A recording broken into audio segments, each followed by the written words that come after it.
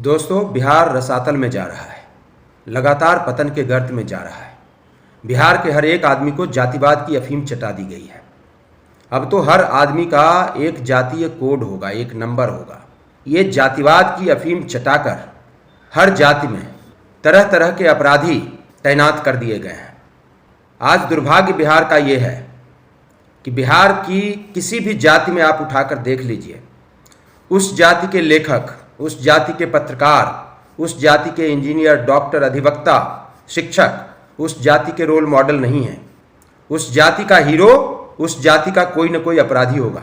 बिहार की किसी भी जाति को आप उठाकर देख लीजिए, उस जाति का हीरो कोई न कोई आपराधिक छवि का व्यक्ति होगा, जो करोड़ों के, अरबों के भ्रष्टाचार से कमाए हुए पैसे वाला व्यक्ति होगा।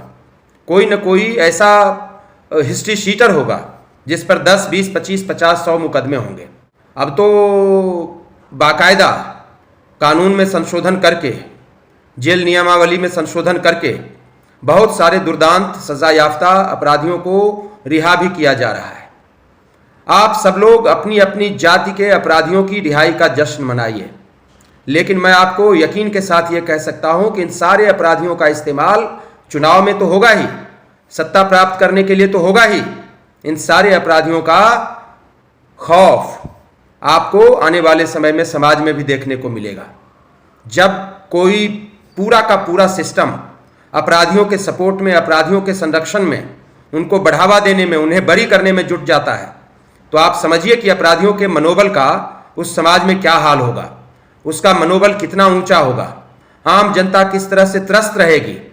क्या मजाल है कि कोई अपराधी किसी आम आदमी को, शरीफ आदमी को, गरीब आदमी को प्रताड़ित कर दे, सता दे, उसके साथ कोई दुर्व्यवहार कर ले, व्यभिचार कर ले, कोई अपराध कर ले, और सिस्टम क्या मजाल है कि उस अपराधी को छू भी दे। तो आप एक ऐसे सिस्टम में जा रहे हैं जहां पर जातिवाद की अफीम चटाकर एक एक आदमी को बेहोश कर दिया गया है। आपके चारों तरफ जो है अपराधी तैनात कर दिए गए हैं।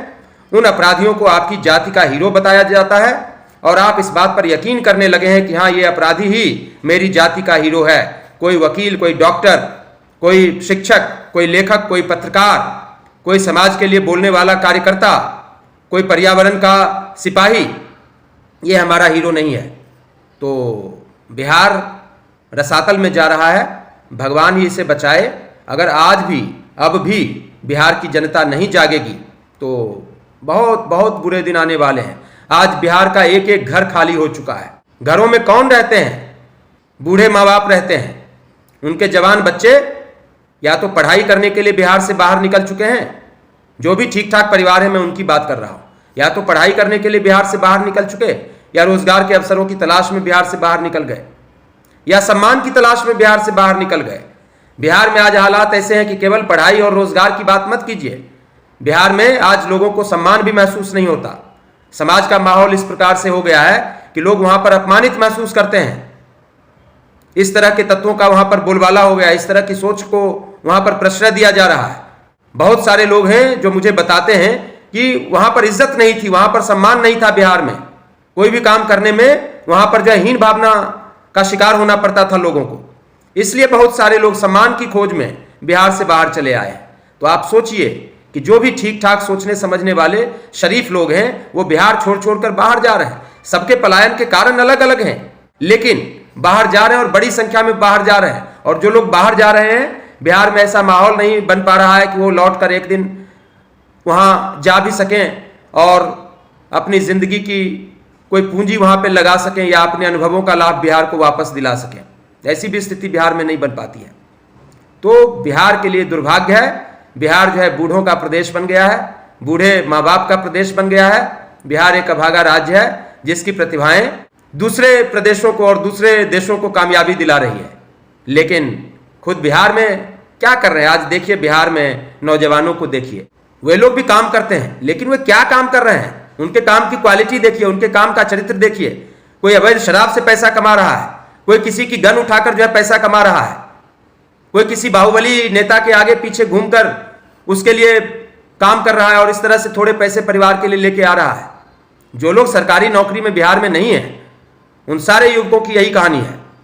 कोई किसी दबंग ठेकेदार के पीछे पड़ा हुआ है, कि भैया थोड़ा सा काम हमको दिला दो, और सारा 3-5 हो रहा है, सारे गड़बड़ काम बिहार के अंदर हो रहे हैं। तो बिहार में जिस तरह का माहौल है उसमें एक एक व्यक्ति को अपराधी बनाने की साजिश है। हर व्यक्ति अपराध में लिप्त होगा, हर व्यक्ति की संवेदना इतनी भोथरी हो जाएगी कि वो अपराध के खिलाफ प्रतिक्रिया देना बंद कर देगा। आप सोचिए कि ऐसा सिस्टम किन लोगों के अनुकूल है। ये आम लोगों के अनुकूल तो इस तरह का सिस्टम होता नहीं है।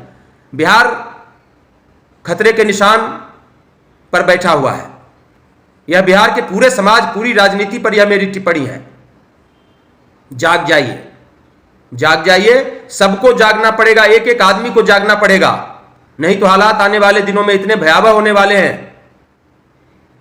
कि आपको एक बार फिर से अपने आप को बिहारी कहने पर अफसोस होगा, पछतावा होगा।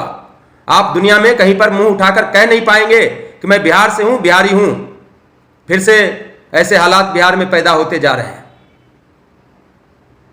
बिहार के सम्मान को बचाइए, बिहार के सम्मान को बचाएंगे तभी आपका अपना सम्मान भी बचेगा। अगर बिहार में तमाम तरह के उल्टे सीधे काम होते रहेंगे तो बिहार से बाहर रहकर भी आप सम्मानित नहीं रह पाएंगे। इसलिए जो भी लोग बिहार के हैं, चाहे वो बिहार के अंदर हैं चाहे वो बिहार के बाहर हैं, उन सभी लोगों से मेरी अपील है। मैंने बिहार के लोगों में एक बड़ी अजीब सी प्रवृत्ति देखी है। हर आदमी वहां पर त्रस्त है, विधायिका से त्रस्त है, कार्यपालिका से त्रस्त है, न्यायपालिका से त्रस्त है। विधायिका में अपराधियों का बोलबाला है, कार्यपालिका में भ्रष्ट लोगों का बोलबाला है, न्यायपालिका में न्याय किस चिड़िया का नाम है किसी को पता ही नहीं है। बिहार के अंदर ये हालात हैं, हर आदमी त्रस्त है बिहार के अंदर, लेकिन किसी में हिम्मत नहीं है इन मुद्दों पर बात करने की, किसी में हिम्मत नहीं है।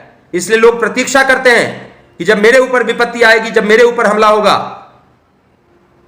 जब मैं परेशान होऊंगा, जब मुझे प्रताड़ित किया जाएगा, तब मैं गुहार लगाऊंगा किसी से। तब भी मैं लड़ूंगा नहीं, बोलूंगा नहीं, मैं गुहार लगाऊंगा किसी से। गुहार किससे लगाऊंगा? जाके मीडिया से लगाऊंगा गुहार। मीडिया की बिहार में क्या हैसियत है? मीडिया बिहार में निष्पक्ष तरीके से काम कर पा रहा है क्या? मीडिया की स्वतंत्रता बिहार में कब की खरीदी जा चुकी है? विज्ञापनों के सहारे, प्रलोभनों के सहारे और भय के सहारे भी, भयभीत करके भी मीडिया कर्मियों को। आज हालात ऐसे हैं कि बिहार के लोगों को मेन स्ट्रीम मीडिया से नहीं, यूट्यूब की तरफ झांकना पड़ रहा है कि कोई यूट्यूबर आकर हमारी आवाज उठाएगा। अरे मेरे भाई, जब जो समाज सोया रहता है ना, जो समाज खुद अपने लिए आवाज नहीं उठाता है ना, उसके लिए कोई यूट्यूबर आवाज उठाएगा। और यूट्यूबर के आवाज उठाने की सीमा है। मेन स्ट्रीम मीडिया से उम्मीद आपकी खत्म हो गई, अब आप यूट्यूबर से उम्मीद करने लगे हैं। कोई यूट्यूबर भी अब वहां पर आपकी आवाज नहीं उठाएगा। समाज को ही आगे आना पड़ेगा, समाज को ही जागना पड़ेगा, समाज को अपनी लड़ाई लड़नी पड़ेगी। जो अच्छे लोग हैं, शरीफ लोग हैं, पढ़े लिखे लोग हैं, उनको एकजुट होना पड़ेगा अपने अधिकार के लिए, अपने हक के लिए, अपने सम्मान के लिए, अपनी पीढ़ियों के भविष्य के लिए, अपनी सुरक्षा के लिए उनको एकजुट होना पड़ेगा। अपराधी गिरोह बनाकर काम करते हैं, गैंग बनाकर काम करते हैं, संगठित होकर काम करते हैं। एक एक अपराधी के पीछे सैकड़ों लोग होते हैं, उनको संरक्षण देने वाले लोग भी कई होते हैं, और उनके साथ और उनके नीचे काम करने वाले लोग तो सैकड़ों होते ही होते हैं। लेकिन एक शरीफ आदमी के पीछे कौन होता है? एक शरीफ आदमी के पीछे उसके अपने नातेदार, रिश्तेदार भी नहीं होते हैं।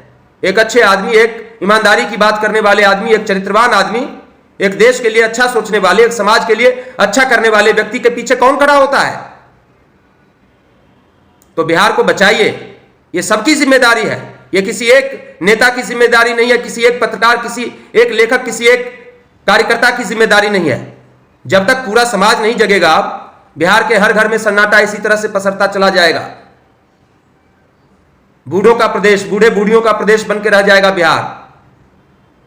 जवान लोगों की अनुपस्थिति में उनके मां बाप मरा करेंगे, और बाहर रहने वाले बच्चों को केवल सूचना मिला करेगी कि आपके पिताजी चले गए, आपकी माताजी चली गई हैं, आ जाइए अंतिम संस्कार करने के लिए।